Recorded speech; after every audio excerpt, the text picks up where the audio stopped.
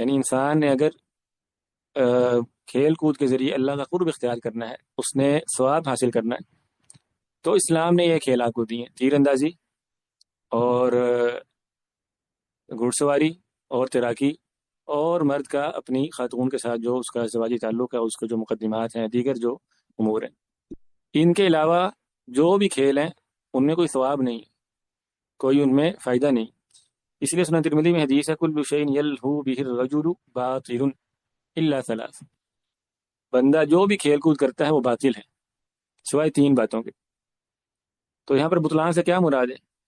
بطلان سے مراد یہ نہیں ہے کہ وہ باقی حرام ہے، ٹھیک ہے؟ بطلان سے مراد کیا؟ لا ثواب لہو، اس کا کوئی ثواب نہیں ہے۔ جیسے شیخ الاسلام ابن تیمیہ رحمۃ اللہ نے فرمایا نا، لا منفعت فیہ، یعنی ان کا کوئی فائدہ نہیں ہے کہ یہ جو کھیل ہے یہ انسان کھیلے گا، سیکھے گا، تو اس سے انسان جہاد کی تربیت کرے گا، ٹریننگ لے گا، تو اس میں فائدہ ہے۔ تو جو باقی کھیل ہے ان کا کوئی فائدہ نہیں۔ اسی لیے علامہ شاطبی رحمہ اللہ، جو صاحب الموافقات، جن کی کتاب ہے الموافقات، بہت عظیم الشان کتاب ہے، تو اس میں انہوں نے اس حدیث پہ تعلیل لگاتے ہوئے فرماتے ہیں: یعنی بکونہ باطلا انہ عبث، کہ اللہ کے رسول صلی اللہ علیہ وسلم نے فرمایا نا کہ ان تین کھیلوں کے علاوہ باقی کھیل باطل ہیں۔ مراد کیا کہ باقی کھیل بیکار ہیں، فضول ہیں۔ لیس فیہ فائدۃ ولا ثمرۃ تجنی، اس میں کوئی فائدہ نہیں ہے، کوئی اس کے اچھے نتائج برآمد ہونے والے نہیں ہیں۔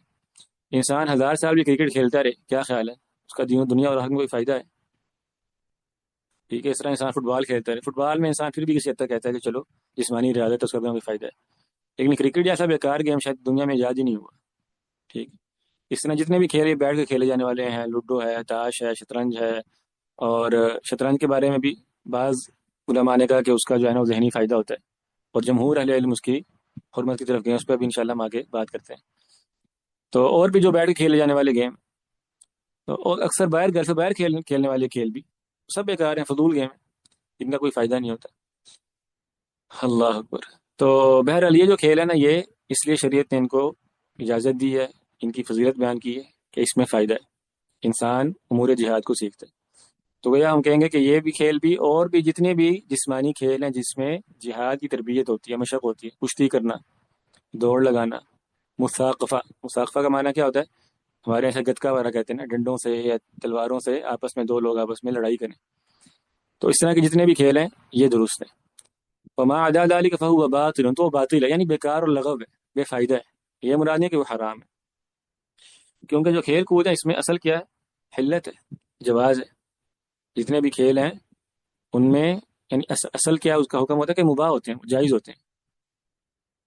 ہاں، اگر اس میں وقت ضائع ہوتا ہو، نمازوں کا اس میں ضیاع ہو رہا ہے، لڑائی فساد ہے، یعنی دیگر اس میں عوامل شامل ہوتے ہیں تو حرام ہو جاتے ہیں، یا جوا وغیرہ لگایا گیا، اس میں پیسہ لگایا گیا، تو پھر وہ حرام ہو جاتے ہیں۔ ورنہ لہو و لعب جو ہے اصلاً کیا ہوتی ہے؟ مباح ہوتی ہے۔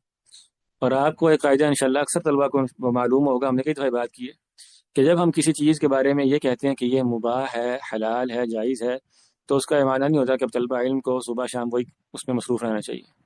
مباحات میں بھی اسراف سے بچنا چاہیے۔ کھیلوں کے جائز ہونے کا یہ مطلب نہیں ہوتا کہ اس کو انسان اپنا عادت بنا لے، اور انسان یعنی اس حد تک چلا جائے کہ اسے بطور کیریئر منتخب کر لے۔ کیا ایسی فضول بات ہے کہ کسی انسان کی نیت یہ ہو کہ میں نے کرکٹر بننا ہے بڑے ہو کے؟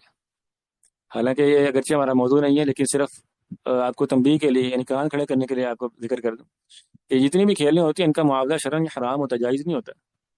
کرکٹ کی، فٹ بال کی، دیگر کھیلوں کی جو تنخواہیں ہوتی ہیں اس کو ذریعہ معاش بنانا، تو یہ محل نظر مسئلہ ہے، ٹھیک ہے نا؟ اس میں انسان کو محتاط ہونا چاہیے، کیونکہ حدیث میں آتا ہے کہ صرف 3 کھیل ہیں جن پہ معاوضہ لینا جائز ہے، یہی جہادی کھیل جو ہوتے ہیں۔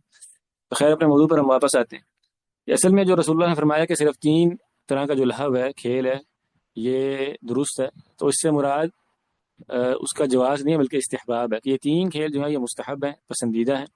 باقی جتنے بھی کھیل ہوں گے اصل تو ان کی کیا جواز ہی ہے، الا ہے کہ اس میں جوا شامل ہو جائے، اور اس میں نمازوں کا اوقات کا ضیاع ہو، دیگر اس طرح کی باتیں شامل ہوں تو وہ حرام ہو جائیں۔